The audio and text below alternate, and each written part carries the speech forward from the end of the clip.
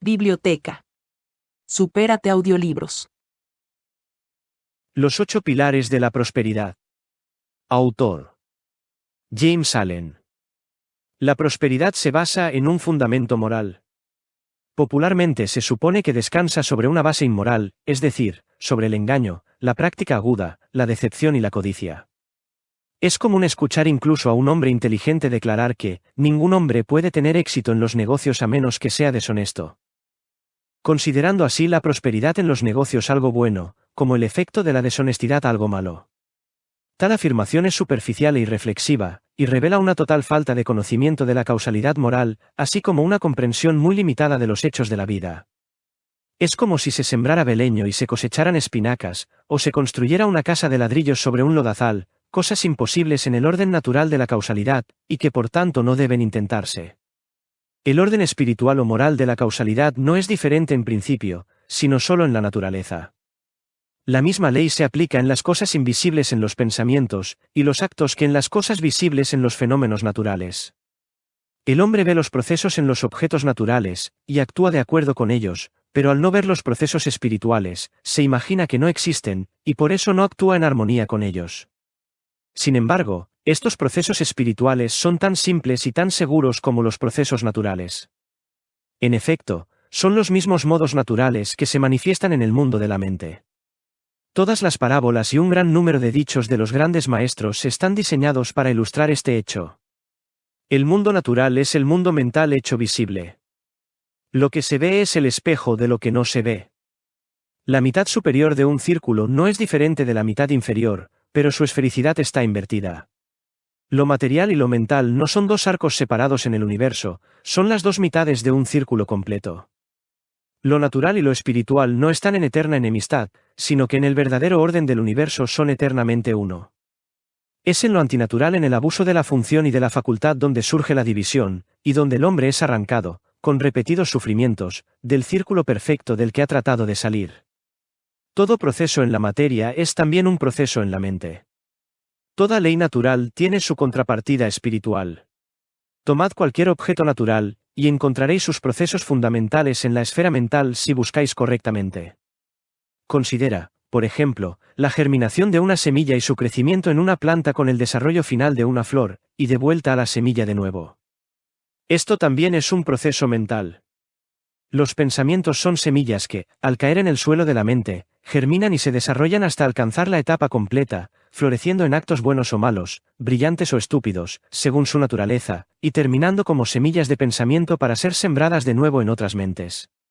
Un maestro es un sembrador de semillas, un agricultor espiritual, mientras que el que se enseña a sí mismo es el sabio agricultor de su propia parcela mental. El crecimiento de un pensamiento es como el crecimiento de una planta. La semilla debe ser sembrada estacionalmente, y se requiere tiempo para su pleno desarrollo en la planta del conocimiento y la flor de la sabiduría. Mientras escribo esto, me detengo y me giro para mirar por la ventana de mi estudio, y allí, a 100 metros de distancia, hay un alto árbol en cuya copa algún emprendedor grajo de una granja cercana ha construido, por primera vez, su nido. Sopla un fuerte viento del noreste, de modo que la copa del árbol se balancea violentamente. De un lado a otro por el inicio de la tormenta, sin embargo, no hay peligro para esa frágil cosa de palos y pelo, y la madre pájaro, sentada sobre sus huevos, no teme la tormenta. ¿Por qué? Porque el pájaro ha construido instintivamente su nido en armonía con los principios que garantizan la máxima resistencia y seguridad. En primer lugar, se elige una horquilla como base del nido, y no un espacio entre dos ramas separadas, para que, por muy grande que sea el balanceo de la copa del árbol, no se altere la posición del nido, ni se perturbe su estructura. Luego, el nido se construye sobre una planta circular para ofrecer la mayor resistencia a cualquier presión externa, así como para obtener una compactación más perfecta en su interior, de acuerdo con su propósito, y así, por muy fuerte que sea la tempestad, los pájaros descansan con comodidad y seguridad. Este es un objeto muy simple y familiar, y sin embargo, en la estricta obediencia de su estructura a la ley matemática, se convierte, para los sabios, en una parábola de iluminación, enseñándoles que solo ordenando los actos de uno de acuerdo con principios fijos se obtiene la perfecta certeza, la perfecta seguridad y la perfecta paz en medio de la incertidumbre de los acontecimientos y las turbulentas tempestades de la vida. Una casa o un templo construido por el hombre, es una estructura mucho más complicada que el nido de un pájaro, sin embargo, se erige de acuerdo con esos principios matemáticos que se evidencian en todas partes en la naturaleza. Y aquí se ve cómo el hombre, en las cosas materiales, obedece a principios universales. Nunca intenta levantar un edificio desafiando las proporciones geométricas, porque sabe que tal edificio sería inseguro, y que la primera tormenta, con toda probabilidad, lo derribaría, si es que no se cae sobre sus oídos durante el proceso de erección. El hombre, en su construcción material, obedece escrupulosamente los principios fijos del círculo, la escuadra y el ángulo, y, ayudado por la regla, la plomada y el compás, levanta una estructura que resistirá las tormentas más feroces y le proporcionará un refugio seguro y una protección segura. Todo esto es muy sencillo, dirá el lector. Sí, es simple porque es verdadero y perfecto, tan verdadero que no admite el menor compromiso, y tan perfecto que ningún hombre puede mejorarlo. El hombre, a través de una larga experiencia, ha aprendido estos principios del mundo material, y ve la sabiduría de obedecerlos, y me he referido a ellos para llevar a una consideración de esos principios fijos en el mundo mental o espiritual, que son igual de simples, e igual de eternamente verdaderos y perfectos, y sin embargo son actualmente tan poco comprendidos por el hombre que los viola diariamente, porque ignora su naturaleza, e inconsciente del daño que se está infligiendo a sí mismo, todo el tiempo. Cosas, en los actos como en los procesos naturales, hay un fundamento fijo de la ley que, si se ignora conscientemente o por ignorancia, conduce al desastre y a la derrota. De hecho, la violación ignorante de esta ley es la causa del dolor y la tristeza del mundo.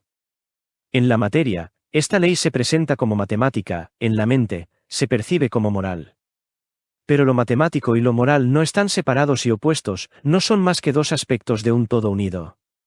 Los principios fijos de las matemáticas, a los que está sometida toda la materia, son el cuerpo del que el espíritu es ético, mientras que los principios eternos de la moral, son verdades matemáticas que operan en el universo de la mente. Es tan imposible vivir con éxito al margen de los principios morales, como construir con éxito ignorando los principios matemáticos. Los caracteres, como las casas, solo se mantienen firmes cuando se construyen sobre una base de ley moral, y se construyen lenta y laboriosamente, obra por obra, porque en la construcción del carácter, los ladrillos son obras. Los negocios y todas las empresas humanas no están exentos del orden eterno, sino que solo pueden sostenerse con seguridad mediante la observancia de leyes fijas. La prosperidad, para ser estable y duradera, debe apoyarse en una base sólida de principios morales, y estar sostenida por los pilares adamantinos de un carácter y una valía moral excelentes. Si se intenta dirigir un negocio desafiando los principios morales, el desastre, de un tipo u otro, es inevitable. Los hombres permanentemente prósperos de cualquier comunidad no son sus embaucadores ni sus engañadores, sino sus hombres fiables y rectos. Los cuáqueros son reconocidos como los hombres más rectos de la comunidad británica, aunque su número es reducido, son los más prósperos. Los jainistas de la India son similares tanto en número como en valor, y son el pueblo más próspero de la India. Los hombres hablan de construir un negocio y, de hecho, un negocio es un edificio como lo es una casa de ladrillos o una iglesia de piedra, aunque el proceso de construcción es mental. La prosperidad, como una casa, es un techo sobre la cabeza de un hombre, que le proporciona protección y comodidad. Un techo presupone un soporte, y un soporte necesita una base. El techo de la prosperidad, por lo tanto, se apoya en los siguientes 8 pilares que están cimentados en una base de consistencia moral. 1. Energía. 2. Economía. 3. Integridad. 4. Sistema. 5. Simpatía. 6. Sinceridad. 7. Imparcialidad. 8. Confianza en sí mismo. Un negocio construido sobre la práctica impecable de todos estos principios sería tan firme y duradero como invencible. Nada podría perjudicarla, nada podría socavar su prosperidad, nada podría interrumpir su éxito o derribarla, sino que ese éxito estaría asegurado con un aumento incesante mientras se cumplieran los principios. Por otro lado, si estos principios estuvieran ausentes, no podría haber ningún tipo de éxito, ni siquiera podría haber un negocio, porque no habría nada que produjera la adhesión de una parte con otra, sino que habría esa falta de vida, esa ausencia de fibra y consistencia que anima y da cuerpo y forma a cualquier cosa. Imagínate a un hombre con todos estos principios ausentes de su mente, de su vida diaria, y aunque tu conocimiento de estos principios sea escaso e imperfecto, no podrías pensar en un hombre así como haciendo un trabajo exitoso. Podrías imaginarlo llevando la vida confusa de un vagabundo sin rumbo, pero imaginarlo a la cabeza de un negocio, como el centro de una organización, o como un agente responsable y controlador en cualquier departamento de la vida, esto no podrías hacerlo, porque te das cuenta de su imposibilidad.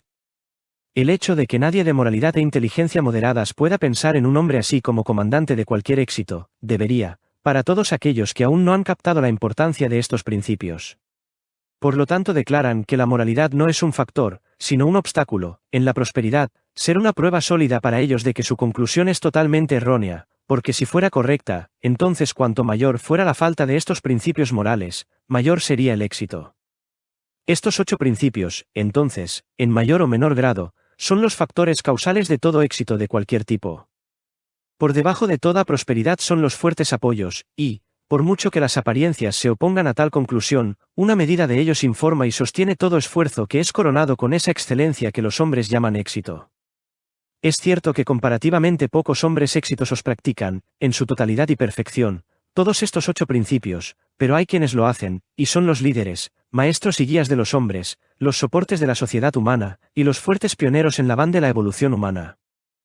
Pero mientras que pocos alcanzan esa perfección moral que asegura la cima del éxito, todos los éxitos menores provienen de la observancia parcial de estos principios, que son tan poderosos en la producción de buenos resultados que incluso la perfección en 2 o 3 de ellos por sí solos es suficiente para asegurar un grado ordinario de prosperidad, y mantener una medida de influencia local al menos por un tiempo, mientras que la misma perfección en 2 o 3 con la excelencia parcial en todos, o casi todos, los demás, hará permanente ese éxito e influencia limitados que, necesariamente, crecerán y se extenderán en proporción exacta con un conocimiento más íntimo. La práctica de esos principios que, en la actualidad, están solo parcialmente incorporados en el carácter. Las fronteras de la moral de un hombre, marcan los límites de su éxito. Tan cierto es esto que conocer el estado moral de un hombre sería conocer y calcular matemáticamente su éxito o fracaso final. El templo de la prosperidad solo se mantiene en pie en la medida en que se apoya en sus pilares morales, en la medida en que estos se debilitan, se vuelve inseguro, en la medida en que se retiran, se desmorona y se tambalea hacia la ruina. El fracaso y la derrota finales son inevitables, cuando se ignoran o desafían los principios morales, inevitables en la naturaleza de las cosas como causa y efecto. Como una piedra lanzada hacia arriba vuelve a la tierra, así toda acción, buena o mala, vuelve sobre el que la envió. Cada acto no moral o inmoral frustra el fin que persigue, y cada acto sucesivo lo aleja cada vez más de su realización. Por otro lado, cada acto moral es otro ladrillo sólido en el templo de la prosperidad, otra ronda de fuerza y belleza esculpida en los pilares que lo sostienen. Los individuos, las familias, las naciones crecen y prosperan en armonía con su crecimiento en fuerza moral y conocimiento, caen y fracasan de acuerdo con su decadencia moral. Mentalmente, como físicamente, solo lo que tiene forma y solidez puede mantenerse en pie y perdurar. Lo no moral es la nada, y de ella no se puede formar nada. Es la negación de la sustancia. Lo inmoral es la destrucción. Es la negación de la forma. Es un proceso de denudación espiritual. Mientras socava y desintegra, deja el material disperso listo para que el sabio constructor le dé forma de nuevo, y el sabio constructor es la moral. La moral es sustancia, forma y poder de construcción en uno. La moral siempre construye y preserva, pues esa es su naturaleza, siendo lo contrario de la inmoralidad, que siempre rompe y destruye. La moral es el maestro constructor en todas partes, ya sea en los individuos o en las naciones. La moral es invencible, y quien se apoya en ella hasta el final, se apoya en una roca inexpugnable, de modo que su derrota es imposible, su triunfo seguro. Será puesto a prueba, y eso hasta el final, porque sin lucha no puede haber victoria, y sólo así pueden perfeccionarse sus poderes morales, y está en la naturaleza de los principios fijos, como de todo lo que está finamente y perfectamente forjado, tener su fuerza probada y comprobada. Las barras de acero que han de desempeñar los más fuertes y mejores usos del mundo deben ser sometidas a una severa tensión por el maestro del hierro, como prueba de su textura y eficiencia, antes de ser enviadas desde su fundición. El ladrillero desecha los ladrillos que han cedido bajo el fuerte calor.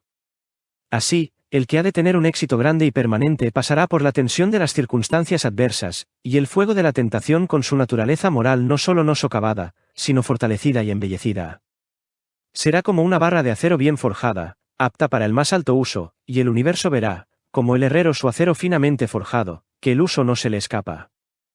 La inmoralidad es atacable en todos los puntos, y el que trata de mantenerse en pie sobre ella, se hunde en el pantano de la desolación. Incluso mientras sus esfuerzos parecen mantenerse en pie, se desmoronan. El clímax del fracaso es inevitable.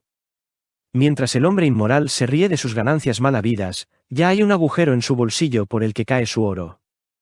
Mientras que el que comienza con la moralidad, pero la abandona por la ganancia en la hora de la prueba, es como el ladrillo que se rompe a la primera aplicación de calor, no es apto para el uso, y el universo lo desecha, pero no finalmente, porque es un ser, y no un ladrillo, y puede vivir y aprender, puede arrepentirse y ser restaurado. La fuerza moral es la vida de todo éxito, y el elemento sustentador de toda prosperidad, pero hay varias clases de éxito, y con frecuencia es necesario que un hombre fracase en una dirección para que pueda alcanzar un éxito mayor y de mayor alcance. Sí, por ejemplo, un genio literario, artístico o espiritual comienza tratando de hacer dinero, puede ser, y a menudo lo es, para su beneficio y para el mejoramiento de su genio, que fracase en ello, para que pueda alcanzar ese éxito más sublime en el que reside su verdadero poder. Muchos millonarios estarían sin duda dispuestos a trocar sus millones por el éxito literario de un Shakespeare, o el éxito espiritual de un Buda, y considerarían así que han hecho un buen negocio. El éxito espiritual excepcional rara vez va acompañado de riquezas, pero el éxito financiero no puede compararse de ninguna manera con él en cuanto a grandeza y esplendor. Pero en este libro no me ocupo del éxito del santo o del genio espiritual, sino de aquel éxito que concierne al bienestar y a la felicidad del hombre y de la mujer en general, en una palabra, de la prosperidad que, si bien está más o menos relacionada con el dinero y siendo presente y temporal, no se limita a él, sino que se extiende y abarca todas las actividades humanas, y que se relaciona particularmente con esa armonía del individuo con sus circunstancias que produce esa satisfacción llamada felicidad y ese confort conocido como prosperidad. Para la consecución de este fin, tan deseable para la masa de la humanidad, veamos ahora cómo operan los 8 principios, cómo se levanta el techo de la prosperidad y se asegura sobre los pilares en los que se apoya. Aquí finaliza el primer capítulo. Un saludo y mucha fuerza.